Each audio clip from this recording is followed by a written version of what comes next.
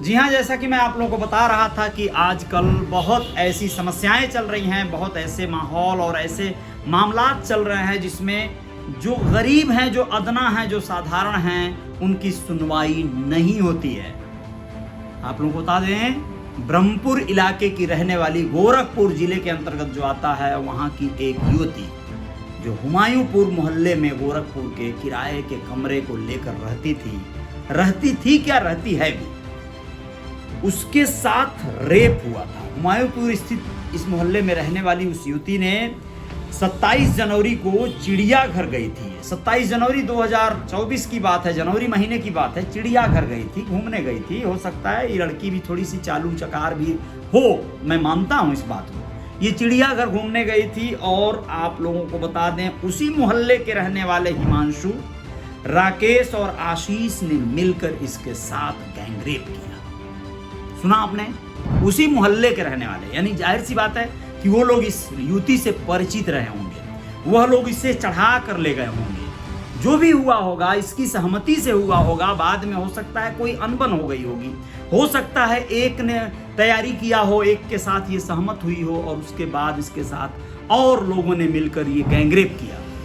यह युवती उसके बाद इनके ऊपर यह कार्रवाई करने की बात करने लगी और इसी के तहत वह पुलिस में जब गई तो पुलिस में सुनवाई नहीं हुआ। पुलिस ने इसे डांट कर भगा दिया। जी हाँ, अब ये युवती कोर्ट पहुंची और आपको बता दें, युवती का ये मामला अप्रैल 2024 में ये कोर्ट गई और कोर्ट से आदेश जब हुआ तब जाकर रामगढ़ थाने में उसका ये केस दर्ज करना पड़ा कोर्ट के आदेशानुसार पुलिस को। लेकिन अभी ठहरिए जरा, अप्रैल महीने में कोर्ट के आदेश से मामला दर्ज तो कर लिया गया, लेकिन क्या इन तीनों आरोपियों को, आशीष को और राकेश को और हिमांशु को गिरफ्तार किया गया क्या? नहीं, बिल्कुल नहीं। इस वजह से ये युवती बड़ी आहत थी।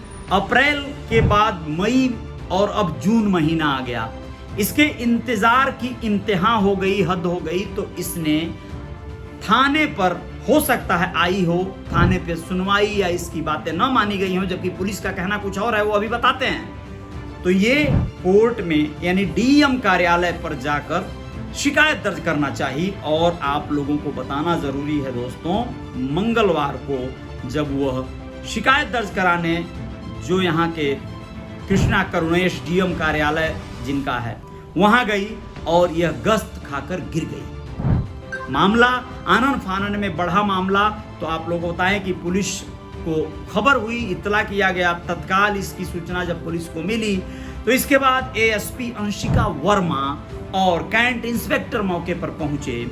पुलिस ने युवती को इलाज के लिए जिला महिला चिकित्सालय ले गए और परिजनों का कहना है कि युवती ने जहर खाया है, आत्महत्या करने की कोशिश कर रही है। जबकि वहां पर जिला महिला अस्पताल के एसआईसी डॉक्टर जय कुमार का कहना है कि युवती शारीरिक रूप से बेहद कमजोर है, 2 दिन से खाना भी नहीं खाई थी, धूप में रहने की वजह से उसे उल्टियां आने लगी और वह चक्कर खाकर गिर गई। जहर खाने की बात कोई नहीं है। आप लोगों को ये जानकारी दे दूं कि ये हालात हैं, ये आलम है। उस युवती का कहना था कि पुलिस लापरवाही बरत रही है मामले में, आरोपियों की गिरफ्तारी नहीं कर रही है। एक तो कोर्ट के आदेश से मुकदमा दर्ज हुआ, उसके बाद गिरफ्तारी नहीं हो रही है। इस वजह से वो काफी आहत है, परेशान है। अब आप लोगों को बता दें कि उसका आरोप है कि पुलिस और आरोपियों की मिली भगत के वजह से उसे रोज दौड़ाया जा रहा है। आरोपी रोज पीड़िता को धमकी भी दे रहे हैं, जिससे आहत होकर वह डीएम दफ्तर फरियाद लेकर पहुंची थी और वहां पर वह जो है जहर खाकर आत्महत्या करने की कोशिश की, ऐसा परिजन कह रहे हैं। लेकिन ऐसी कोई बात नहीं है, उसे गश्त आ गया, वो गिर गई, ऐसा बताया जा रहा है। पुलिस का जो कहना है वो जानिए आप लोग कि कैंट जो सीओ हैं, एसपी हैं कैंट थाना की, अंशिका वर्मा, उन्होंने कहा है कि युवती ने अप्रैल में कोर्ट के आदेश पर रामगढ़ थाने में गैंगरेप का केस दर्ज करवाया था, लेकिन उसका बयान दर्ज कराने के लिए हम लोग उसको बुलाए और वो आई नहीं। ये पुलिस का कहना है और हम लोग कोई कार्रवाई नहीं कर पाए, जिससे कि वो सोमवार को डीएम कार्यालय गई थी और उसकी तबीयत बिगड़ गई। अब आप लोग क्या कहेंगे इस मामले में, अब आप लोग खुद सोचिएगा कि ऐसे हालात हो रहे हैं, इस तरह की चीजें चल रही हैं और ये समस्याएं आ रही हैं।